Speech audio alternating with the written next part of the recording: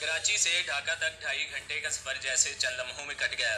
मैं चौंका इस वक्त जब एयर होस्टेस ने मुसाफिरों को अपनी जानिब मुतवज्जा होने की दरख्वास्त करते हुए कहा, सेफ्टी बेल्ट बांध लें, क्योंकि जहाज ढाका एयरपोर्ट पर लैंड करने वाला था। सारे रास्ते में अपने जहन में मशरिक़ी पाकिस्तान की मुख्तलिफ तस्वीरें तरतीब देता आया था। सुनहरे रेशे वाले सजीले माजियों की यह धरती पिछले 3 माह से मेरे दिलो दिमाग पर छाई हुई थी। अलहदगी पसंद अनासर के जहनों में जो लावा अंदर ही अंदर न जाने कब से पक रहा था, वो अब फटने को तैयार था और हमें फौजी तरबियत देकर वहाँ भेजा जा रहा था कि हम इसकी मुमकिन तबाहकारियों से इसे बचाए रखें या किसी हद तक इसका सद्दबाव कर सकें। मेरे स्पेशल कोर्स के इंस्ट्रक्टर ने मुझे आखिरी मरतबा कहा था, बॉय मैं तुम्हें किसी खुशफहमी में मुब्तला करना नहीं चाहता। बदकिस्मती से हालात हमारे अंदाजों से ज़्यादा संगीन नोयत इख्तियार कर चुके हैं। तुम्हें दुश्मन ही नहीं आस्तीन के सांपों से भी निपटना है। अमली मैदान में हालात यूं भी तरबियत के मुताबिक पेश नहीं आते। किसी भी लम्हे किसी भी सूरत हाल का सामना मुमकिन है। अपने साये से भी होशियार रहना। मुझे ये कहते हुए दुख हो रहा है कि वहाँ हर झाड़ी के पीछे एक सांप फन उठाए तुम्हारा मुंतजिर है। मेरे वालिद फौज के रिटायर्ड सूबेदार थे। 65 की जंग ने उनका एक बाजू छीन लिया था, लेकिन बहादुर फौजियों की तरह उन्होंने कभी हमें अपनी माजूरी का एहसास न होने दिया था। वो अपनी आंखों में कभी न मिटने वाली चमक लिए सुबह से शाम तक खेती बाड़ी में जुटे रहते हैं। उन्होंने हमसे कुछ न मांगा, सिर्फ एक ख्वाहिश कि इनका बेटा इनकी जगह संभाल ले। जिस रोज ISSB से मेरी कामयाबी का परवाना आया तो इनकी हालत दीदनी थी। सारा गांव मेरे वालिद को मुबारकबाद देने उमड़ चला आया था। अकेडमी से ट्रेनिंग मुकम्मल करने और पासिंग आउट परेड के बाद मैं इनसे मिला तो इनकी आंखों की चमक दो चंद हो गई। बेख्तियार मुझे गले लगाते हुए बोले, बेटा मेरा दिल गवाही देता है कि तुम मेरा अधूरा मिशन पूरा करोगे। हम इकट्ठे ही गांव आए थे, जहां तपती दोपहर में हमारे कस्बे के छोटे से स्टेशन के कोने में रखी लोहे की बेंच पर मेरी माँ बरगद की ठंडी छाया बनी बैठी थी। गांव के और लोग भी आए थे। ट्रेन से उतरते ही बेख्तियार मेरे कदम माँ की तरफ उठे और जब मैं माँ की ममता भरे सीने से लगा तो ट्रेनिंग की सारी सख्तियां भूल गया, सफर की सारी कुल्फत भूल गया। मेरा शेर कहकर मेरी अम्मी ने मेरे माथे पर भरोसा दिया और हम जलूस की शक्ल में गांव वापस आ गए। 20 दिन तो दूरों नजदीक देहात में रहने वाले रिश्तेदारों के यहाँ दावतें खाने में कट गए थे। फिर मुझे खास कोर्स के लिए जाना पड़ा, जिसकी तकमील के फौरन बाद ही मुझे मशरिक़ी पाकिस्तान जाने के अहकामात मिल गए। जहाज में सवार होने तक मेरे इंस्ट्रक्टर मेरे साथ रहे और जब जहाज की रवानगी का ऐलान हुआ तो उन्होंने गर्मजोशी से बगलगीर होकर मेरे लिए नेक तमन्नाओं का इजहार किया और मेरी तरफ देखे बगैर वापस चले गए। दौरान तरबियत उस्ताद और शागिर्द का रिश्ता कुछ ऐसा जज्बाती हो जाता है कि एक दूसरे से अलग होने के कुछ अरसा तक दोनों अपने अंदर एक खिला महसूस करते हैं। और मैं जिस मिशन पर जा रहा था वहां से मेरी वापसी के इम्कानात भी बहुत थोड़े थे। अपने हाथों अपने बेटों की तरह अजीज शागिर्द को मौत की शाहराह पर गामजन करने के बाद इनके एहसासात क्या होंगे, इसका अंदाजा कुछ वही लोग कर सकते हैं जो उन राहों पर एक दूसरे के संग संग चले हों। ढाका एयरपोर्ट पर हल्की हल्की फुआर ने मेरा इस्तकबाल किया। जहाज से उतरते ही सुनहरे देश की हरियाली आंखों में दुराई और एक तरावट और ताजगी का एहसास जिस्म के रुए रुए में समा गया। मैंने अपने आप को समेटा। मेरी रेजिमेंट का एक ऑफिसर मेरे इस्तकबाल को मौजूद था। हम अपने हेडक्वार्टर की तरफ रवाना हो गए। कुछ देर हालात हाजरा को जेर बहस लाने के बाद मैं अर्दली की मय्यत में अपने कमरे में आया और बिस्तर पर गिर कर अपने गाँव में जा पहुंचा। उस गाँव में जिसके कोने में हमारा छोटा सा प्यारा सा घर था, जहाँ मेरा शफीक बाप और प्यारी माँ थी और जहाँ मेरे हजारों चाव करने वाली मेरी लाडली बहन मेरी राहें तकती रहती थी। फिर मैं गांव के छोटे से स्टेशन पर आ गया, जहां उन सब लोगों ने मुझे अलविदा कही जो मेरे घर वालों के साथ वहां आ जमा हुए थे। उन सब की एक ही आरजू थी कि जैसे भी मुमकिन हो मैं उनके पूर्व पाकिस्तान को दुश्मनों के शर से महफूज रखूं, सुनहरे रेशे की धरती को हर सूरत मैली नजरों से बचाए रखूं। और अभी मैं उन सब के गले मिल भी ना सका था कि गाड़ी चल दी। वो सब देखते ही रह गए और मैं अनदेखी मंजिलों की तरफ रवाना हो गया। अगले ही रोज मैं नई स्पेशल यूनिट से मुंसलिक हो गया था। मैं रोजाना इंटेलिजेंस की ताज़ा रिपोर्टें देखा करता और हर नई फाइल मेरे सामने ऐसे हकाइक का इंकशाफ करती कि कलेजा मुंह को आने लगता है। अभी तक हमें छावनियों से बाहर निकलने का हुक्म नहीं मिला था, लेकिन मैं अपने तौर पर गश्त के लिए निकल जाता और इस तरह और भी करीब से हालात का जायजा लेने का मौका मिल जाता। उन दिनों इंतखाबात की तैयारियां बड़े जोरों पर थी। सियासी हल्टरबाजी अपने अरूज पर थी और सियासी इज्तिमाआत में ऐसे ऐसे नारे सुनाई देते थे जो कभी हमारे वहमो गुमान में भी न थे। ये सुन सुनकर ये कहना बेजाना था कि जब मैं मशरिक़ी पाकिस्तान पहुंचा तो दुश्मन का वार चल चुका था। قیام پاکستان سے لے کر آج تک دشمنوں نے جس جان فشانی اور تندی کے ساتھ بنگالی مسلمانوں کے ذہنوں میں نفرت کے بیج بوئے تھے، اب ان کی فصل بالکل پک چکی تھی اور نفرت کی یہ فصل ہم اپنے ہاتھوں کاٹ رہے تھے۔ کتنے بد نصیب تھے ہم، کیا بھیانک مذاق کیا تھا قدرت نے ہمارے ساتھ، کتنی کڑی سزا ملی تھی ہمیں اپنے گناہوں کی۔ میں دن رات سوچتا رہتا اور جب کوئی راہ دکھائی نہ دیتی تو سنہری دیس کی سنہری لڑیوں میں اپنے آپ کو پرو لیتا۔ میرے شب و روز اسی طرح گزر رہے تھے۔ ایک روز جب میں رات کے کھانے سے فارغ ہو کر اپنے کمرے میں پہنچا تو کرنل صاحب نے مجھے میٹنگ روم میں حاضر ہونے کا حکم دیا۔ ایسے احکام ایمرجنسی میں اکثر موصول ہوتے رہتے تھے، اس لیے میں نے اسے بھی معمول کی عام کارروائی سمجھا۔ لیکن میٹنگ روم میں پہنچنے کے بعد پتہ چلا کہ انٹیلیجنس کی اطلاع کے مطابق ڈھاکہ سے کچھ فاصلے پر ایک گاؤں میں تخریب کاروں نے ایک اڈا قائم کر رکھا تھا اور وہ اتنی طاقت حاصل کر چکے تھے کہ جلد ہی فوج سے ٹکر لینے والے تھے۔ کرنل صاحب نے ہمیں یہ بھی بتایا کہ جب ہمیں یہ اطلاع ملی تو ہم نے شام ہی کو ایک کمپنی اس گاؤں سے قریباً 5 میل دور ایک مقام پر روانہ کر دی، لیکن ابھی تک ہمیں اس بارے میں مزید کوئی اطلاعات موصول نہیں ہوئی۔ انہوں نے دیوار پر لگے نقشے کے ذریعے ہمیں اس گاؤں اور گرد و نواح کے علاقے کا محل وقوع بھی سمجھایا اور فوری طور پر ایک اور کمپنی میری کمانڈ میں دے کر ہمیں روانگی کا حکم دے دیا۔ اس سے قبل فوج ابھی تک کھل کر سامنے نہیں آئی تھی اور ہماری حتی الوسع کوشش بھی یہی رہی تھی کہ فوج کو عوام سے دور رکھا جائے۔ حالانکہ بعد میں اس کا خمیازہ بھی بھگتنا پڑا ہے، اس لیے کچھ تو اس وجہ سے اور کچھ حفاظتی اقدامات کے پیش نظر میں نے علی الصبح یہ آپریشن کرنے کا فیصلہ کیا۔ میرا خیال تھا اس طرح ہم دشمن کے ہوشیار ہونے سے پہلے اس پر قابو پا لیں گے۔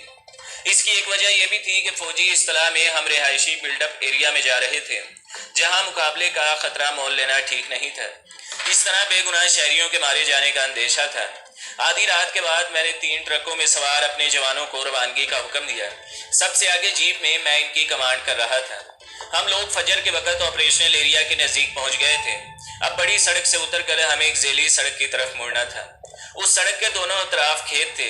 ابھی ہم بمشکل میل ہی چل پائے تھے کہ اچانک ایک راکٹ میری جیپ کے قریب پھٹا۔ میں نے بڑی پھرتی سے چھلانگ لگا دی، اس کے ساتھ ہی ہم پر گولیوں کی بارش ہونے لگی۔ راکٹ لانچر کی آواز ان میں نمایاں تھی۔ جوان بڑی پھرتی سے چھلانگیں لگا کر نیچے آ گئے تھے اور ایک ٹرک کی آڑ لیتے اگلے حکم کے منتظر تھے۔ فائرنگ کرنے والوں کا کہیں کوئی نشان دکھائی نہیں دیتا تھا۔ جبکہ فائرنگ ہم پر مسلسل ہو رہی تھی، سب سے پہلے میری نظر جیپ پر پڑی۔ ڈرائیور ڈرائیونگ سٹیئرنگ پر جھکا ہوا تھا۔ جیپ کا اگلا حصہ اڑ چکا تھا اور پیچھے بیٹھے دونوں جوان بھی شہید ہو چکے تھے۔ فائرنگ اتنی شدید تھی کہ جیپ کے نزدیک پھٹکنے کا تصور بھی محال تھا۔ راکٹ لانچر سے فائرنگ کا یہ مطلب تھا کہ دشمن کے پاس واقعی اچھے خاصے ہتھیار موجود تھے اور وہ ہمارے نزدیک موجود تھے۔ میں کھیت کے اندر ہی اندر بھاگتا ہوا اپنے محفوظ ساتھیوں تک پہنچا اور انہیں ہدایات دے کر پوزیشن سنبھالنے کا حکم دیا۔ ابھی تک ہم نے اپنے دفاع میں ایک گولی بھی نہیں چلائی تھی کیونکہ حملہ آور دکھائی نہیں دے رہے تھے اور ہم خواہ گولہ بارود پھونکنے کی عیاشی کے متحمل نہیں ہو سکتے تھے۔ تقریباً 10 منٹ تک یہی صورتحال رہی، پھر انٹرمیڈنٹ فائر آنے لگے۔ رک کر گولہ باری سے میں نے یہی سمجھا کہ اب دشمن اس کی آڑ میں بھاگنے کا منصوبہ بنا رہا ہے۔ میرے 3 جوانوں کی شہادت نے میرے ہی نہیں تمام دستے کے تن بدن میں آگ لگا دی تھی۔ ہماری فوج کا مزاج ذرا مختلف قسم کا تھا۔ اپنے جوانوں کی شہادت یا اچانک حملہ ہونے پر ان کی دھڑکنیں رکا نہیں کرتی، البتہ ان کے خون میں انگارے ضرور بھر جاتے ہیں۔ تمام جوانوں کے جذبات کا مجھے احساس تھا، لیکن جنگ میں سب سے بڑی حکمت عملی ہوتی ہے۔ میں نے اپنی کمپنی ہیڈ کوارٹر کو مطلع کرنے اور ان سے مدد مانگنے کی بجائے اپنی معمولی اسلحے کے ساتھ دشمن سے ٹکرانے کا فیصلہ کر لیا۔ مشرقی پاکستان میں آتے ہی مجھے اس بات کا احساس ہو چکا تھا کہ جنگ مورال سے لڑی جائے گی اور ہماری انفرادی شجاعت ہی حالات کا رخ بدل سکتی ہے۔ خواہ چھوٹی چھوٹی باتوں کے لیے منہ اٹھا کر ہیڈ کوارٹر کی طرف دیکھنا غلط تھا۔ میں نے جوانوں کو اکٹھا کر کے 3 دستے ترتیب دیے۔ ہمارے پاس صرف 3 مشین گنیں تھیں، باقی اسلحہ عام قسم کا ہی تھا۔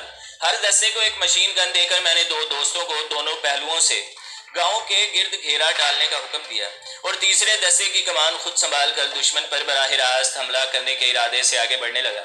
ہم نے چوتھی سمت میں اپنی گاڑیاں کھڑی کر دی۔ اس طرح دشمن ہماری تعداد کے متعلق دھوکہ کھا سکتا تھا۔ اس کے علاوہ اسے اپنے محاصرے میں آ جانے کا احساس بھی رہتا تھا۔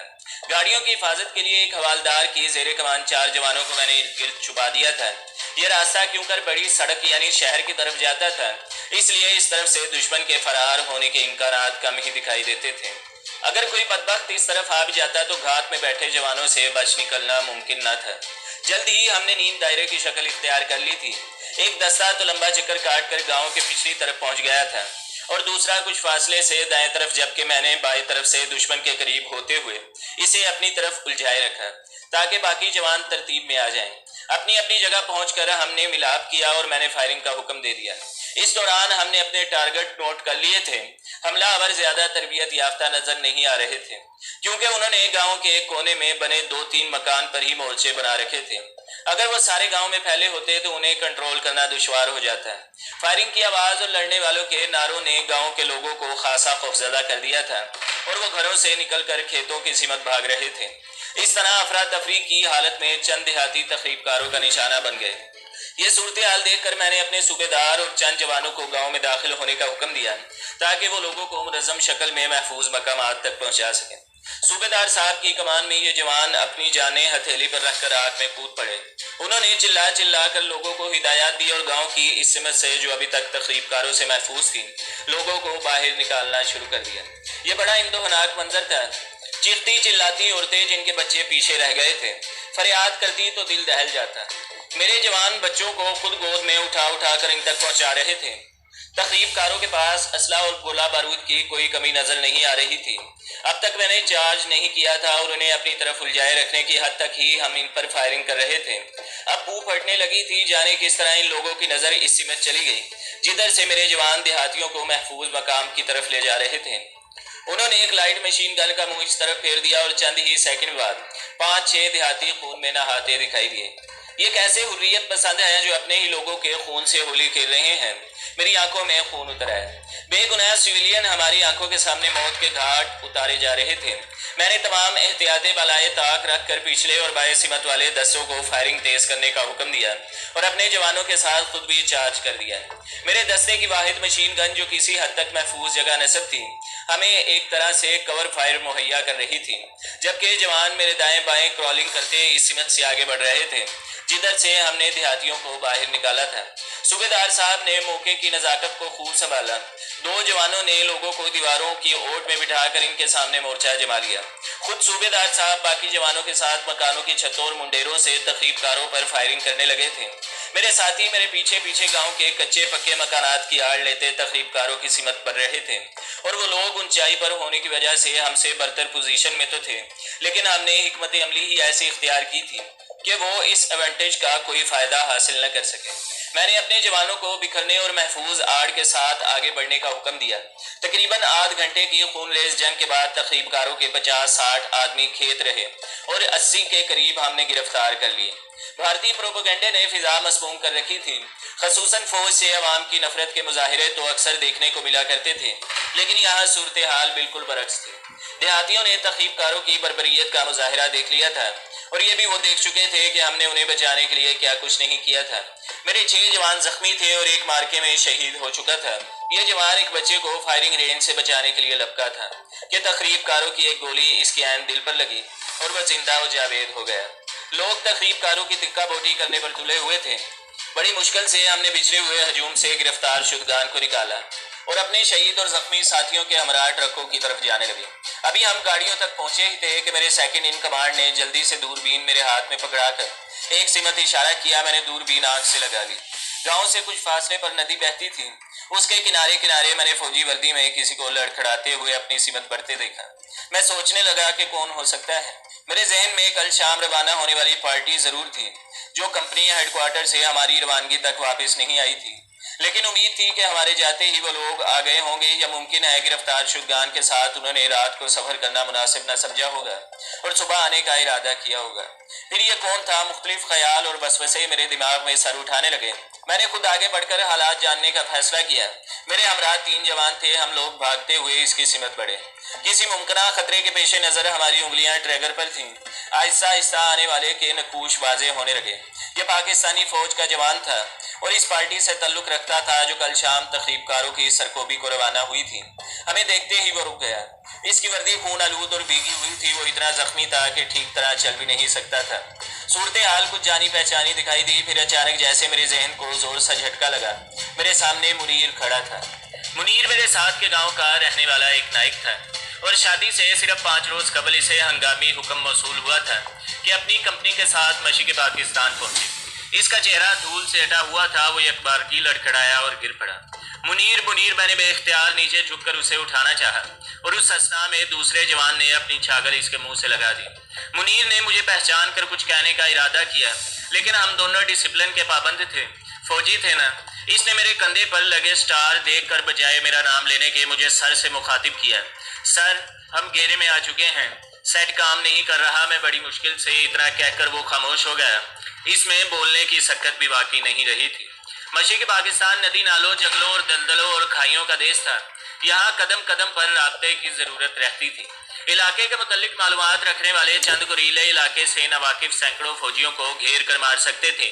یہ پارٹی بھی کسی میدانی جنگ میں نہیں بلکہ ہماری طرح اطلاع ملنے پر تخریب کاروں کو گرفتار کرنے گئی تھی، مگر خلاف توقع دشمن کی طاقت ان کے اندازے سے کہیں زیادہ نکلی۔ میں نے فوراً اپنے ساتھی کو ہدایات دے کر پیچھے روانہ کیا اور خود زمین پر بیٹھ کر منیر کے سینے پر لگے گہرے گھاؤ کا جائزہ لینے لگا۔ اتنے گہرے زخم کے ساتھ اس کا یہاں تک پہنچ جانا کسی معجزے سے ہرگز کم نہیں تھا۔ میں نے اپنی فیلڈ پٹی کھول کر اس کے سینے پر باندھنی چاہی تو نائک منیر نے ہاتھ کے اشارے سے مجھے منع کر دیا۔ دیر ہو گئی سر، خدا کا شکر ہے میں نے اپنا فرض ادا کر دیا ہے۔ ادھر گاؤں میں سب کو میرا سلام پہنچا دینا۔